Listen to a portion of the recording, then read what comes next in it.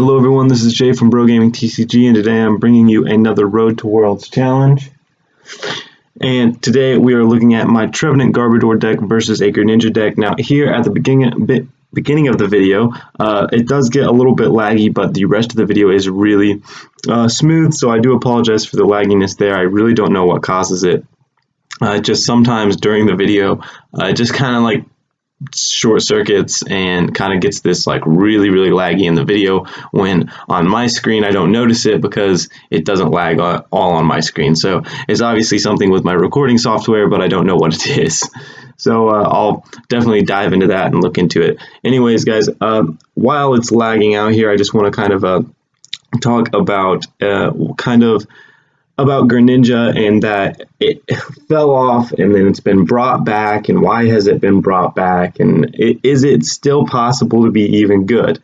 So a lot of the reason why Greninja fell off is because some key cards had been lost in it, and then there were a lot of things that came out that countered it very easily. I mean, Decidueye, Lurantis, so a lot of these things kind of countered it really easy, so people stopped playing Greninja and started playing more, a little bit more competitive decks. But with the with some key item cards that came out in the Guardian Rising set, Greninja has kind of made a comeback in the meta and actually is performing pretty well. And the reason why Greninja was kind of so popular back when it was really popular is because it was a very inexpensive deck. It was a budget deck that was performing phenomenal.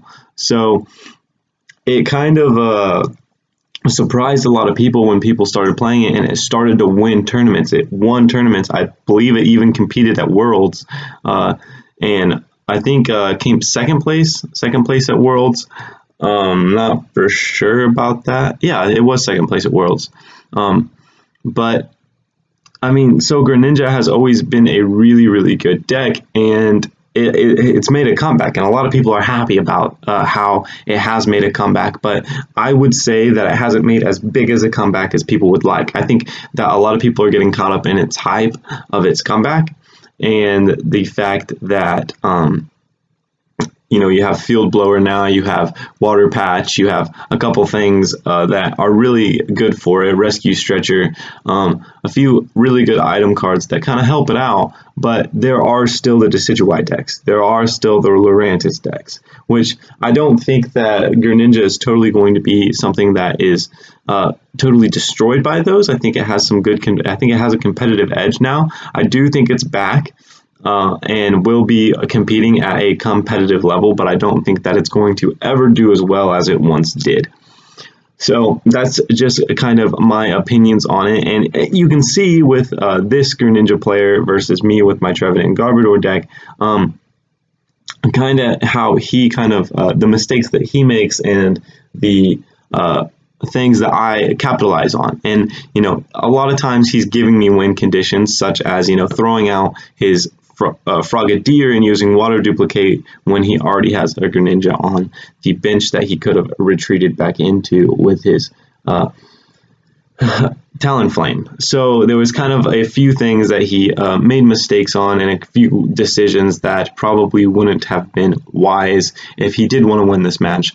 But you know, you also got to think, I'm playing a Trevenant that has weakness for, you know, three trainer cards in his hand, and I'm hitting for 180 on his cards, which is going to knock him out. So I wasn't really too worried about this match because I had a very large advantage, and that's kind of why I think that Greninja isn't going to be as competitive, because there are the Trevenant decks. There's Trevenant Murkrow right now. I mean, there's still Garbodor out there. There's still Decidueye. I mean, there's still some Lurantis players. You got to really think. You have Tapu Bulu, who is kind of not as good, but I believe he's played in some type of deck. I think he's played with Lurantis, actually. But if you see, there's a lot of cards, and even with Greninja breaks 170 HP, a lot of cards right now are still going to be able to hit that. I mean, you have Forest of Giant Plants that's very prominent in the meta right now, and I mean, it's not going to go away. So even with Greninja's speed, you're still not going to outspeed a grass deck. Anyways, basically, I would like to know all your guys' opinions, so definitely leave your opinions in the comment section below. I always love to hear them.